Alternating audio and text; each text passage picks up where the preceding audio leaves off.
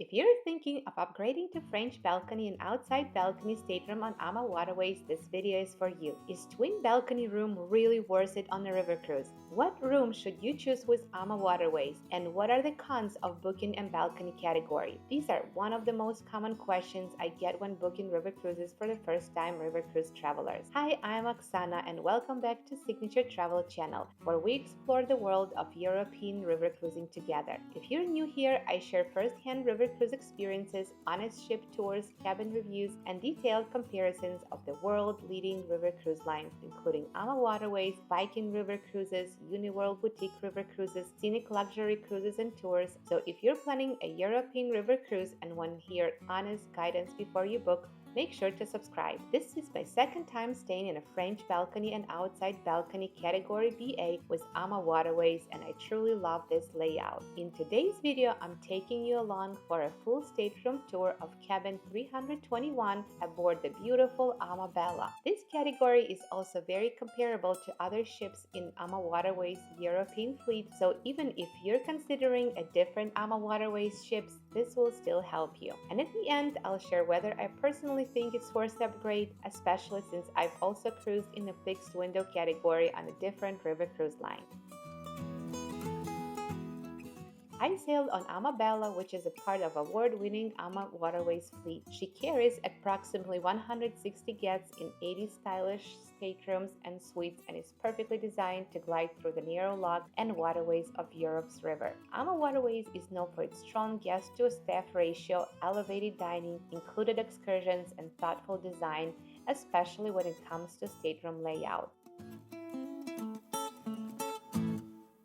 The twin balcony category BA, one of the most popular categories on this ship. It is 210 square feet. Now, that may not sound large compared to ocean cruises, but in river cruising, this is considered spacious. What makes it unique is the twin balcony layout. On one side, you have a French balcony, a floor-to-ceiling sliding glass door. On the other side, you have a true outside step-out balcony with two chairs and a small table. You're not choosing between indoor view or outdoor seating. You get both, and that flexibility what makes this category so popular. Why the twin balcony layout special? Here's what I noticed when I stayed in it. During scenic cruising days, especially on the Danube, I would open the French balcony door for the fresh air and still have the option to sit fully outside. If it was chilly in the morning, I could stand inside with the door open. If it was warm and sunny, I could step outside with my coffee. One of my favorite places on a river ship is the sun deck, but sometimes when the water levels are high and the ship needs to pass under bridges, the sun deck may be closed. When that happens, guests move to indoor public areas like the panoramic lounge. And that's when having your own private balcony becomes very special. I loved waking up in the morning, still in my pajamas, opening the balcony door and just seeing where we were sailing.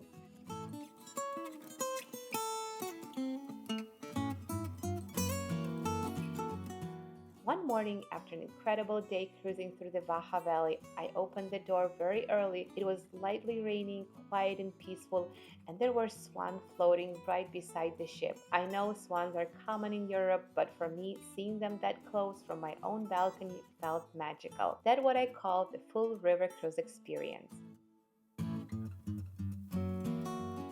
The twin balcony category is located on the violin deck. Yes, it's 210 square feet, but when one entire wall is glass and sunlight pours in it, it feels much larger. You get natural light, you get fresh air, and during the scenic cruising afternoons, sometimes you don't want to sit in the common areas.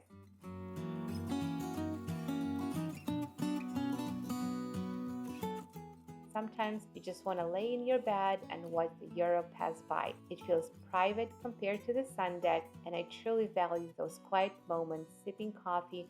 No crowds, no noise.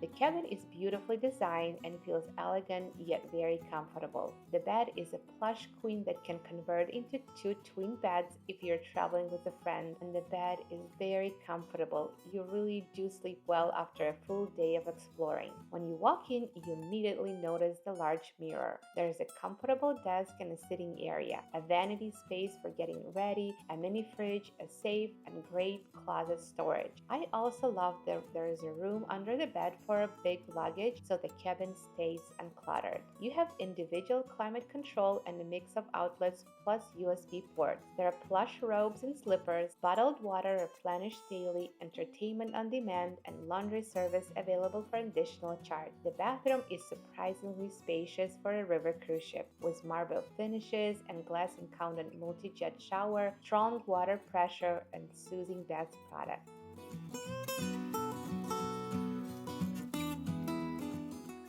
Now let's talk about the negatives, and this is important. First, people imagine they'll sit outside constantly. In reality, most days on river cruise ships, you're off the ship exploring. You'll mostly use the balcony early mornings, scenic cruising, and evenings. Second is rafting. River ship docks in the heart of the cities, which is amazing. But because space is limited, ships often tie up side by side in port. This means your balcony may face another ship's window for part of the day. It will likely happen during your cruise, but usually this happens while the ship is docked and you're out exploring. So yes, the view may be temporarily blocked, but it doesn't ruin the experience.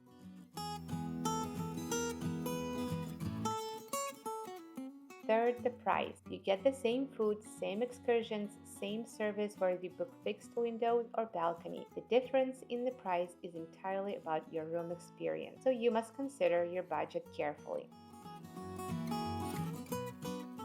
I've also cruised in a fixed window category on Viking River Cruise, and I truly enjoyed that river cruise, but not being able to open the window changes the feeling.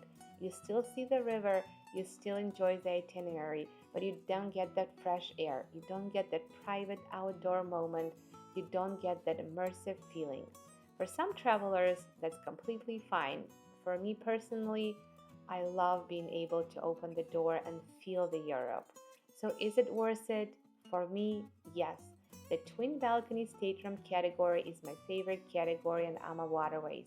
If the price difference is reasonable, I absolutely think it's worth the upgrade. If the price is high for your specific sailing, I always suggest looking at different dates. Sometimes a small date change can make a big difference, but if it doesn't fit your budget, that's okay too.